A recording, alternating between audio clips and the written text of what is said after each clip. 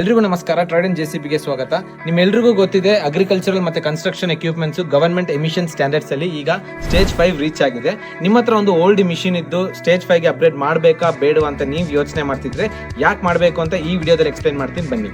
Number 1, fuel efficiency. Stage 4 machine ಗಿಂತ stage 5 machines 10 ರಿಂದ 15% ಜಾಸ್ತಿ ಫ್ಯೂಯಲ್ ಎಫಿಷಿಯನ್ಸಿ ಕೊಡುತ್ತೆ, ಅಂದ್ರೆ ಜಾಸ್ತಿ ಸೇವಿಂಗ್ಸ್ ಕೊಡುತ್ತೆ.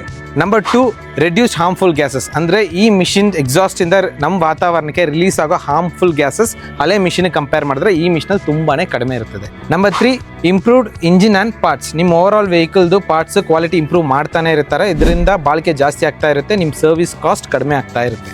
ನಂಬರ್ 4, ಪ್ರೊಡಕ್ಟಿವಿಟಿ ಮತ್ತೆ ಪರ್ಫಾರ್ಮೆನ್ಸ್. ಸ್ಟೇಜ್ 5 ಮಿಷಿನ್ಸ್ ಅಲ್ಲಿ ಜಾಸ್ತಿ ಪವರ್ ಮತ್ತೆ ಪರ್ಫಾರ್ಮೆನ್ಸ್ ಇರೋದ್ರಿಂದ ನಿಮಗೆ ಜಾಸ್ತಿ ಪ್ರೊಡಕ್ಟಿವಿಟಿ ಆಗುತ್ತೆ, ಅದರಿಂದ ನೀವು ಜಾಸ್ತಿ ಲಾಭ ನೋಡಬಹುದು. Number 5, resale value. ಈ ತರ ಮಿಷಿನ್ಸ್ ಲೇಟೆಸ್ಟ್ ಎಮಿಷನ್ ಸ್ಟ್ಯಾಂಡರ್ಡ್ಸ್ ಇದ್ದಷ್ಟು ಜಾಸ್ತಿ ರೀಸೇಲ್ ವ್ಯಾಲ್ಯೂ ಸಿಗುತ್ತೆ. ಅದು ಮಾತ್ರ ಅಲ್ಲ, ಈ ಮಿಷಿನ್ಸ್ ಅಲ್ಲಿ ಲೇಟೆಸ್ಟ್ ಟೆಕ್ನಾಲಜಿ ಇರೋದ್ರಿಂದ ಆಪರೇಟರ್ಗೆ ಕಂಫರ್ಟ್ ಮತ್ತೆ ಸೇಫ್ಟಿನೂ ಜಾಸ್ತಿ ಇರುತ್ತೆ. ಈಗ ನೀವು ಸ್ಟೇಜ್ 5 ಮಿಷಿನ್ಸ್ ಎಲ್ಲಿ ತಗೋಬೇಕು ಅಂತ ಯೋಚನೆ ಮಾಡ್ತಿದ್ರೆ ಬನ್ನಿ, ಡೈರೆಕ್ಟ್ ಆಗಿ ಟ್ರೈಡನ್ ಜೆಸಿಬಿಗೆ ಅಥವಾ ಈ ಮೇಲ್ ಕಾಣಿಸ್ತಿರೋ ನಂಬರ್ಗೆ ಈಗಲೇ ಕಾಲ್ ಮಾಡಿ.